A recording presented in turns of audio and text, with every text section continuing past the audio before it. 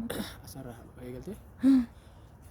Egaa kabajamtoota jaallattoota hordoftoota sagantaa chaanaalaa FIC Gondoo TV kiyyaa har'aan tana akkuma kaleessa isin jenne imala keenya gara naannoo Amaaraa Gondoritti jalqabnee turre isin jenne yeroo dabre kaleessa magaalaa Finfinnee keessatti akka magaalaa Finfinnee keessa jiru isinitti himnee turre har'a ammoo naannoo Amaaraa Gondor keessa jira. Kunoo iddoon isin agartan kunis Faasiliidas waan jedhamu gamoo Faasiliidas jedhamu masaraa Faasil guddaa isin irraa kunoo amma daawwii keenya irra itti fufneeti daawwii isin gootisa.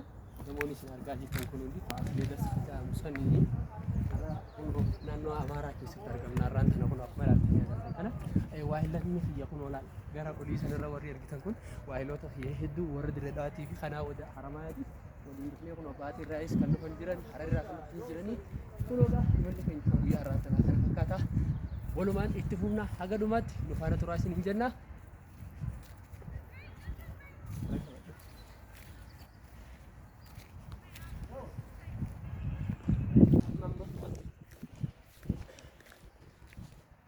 Amma gaa imala keenya akkuma itti fufnetti gama seensaarra jira gaa kun amma kuni gamoo tokkoffaa gama seensaa barreessaa hulaasaa dirree jira.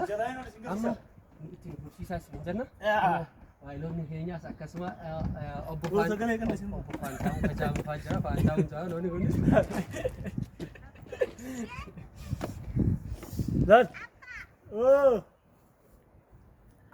Akkuma amma nu argitan kana kunoo itti fufnee gara seensaa gama keessaatii isin garsiifna.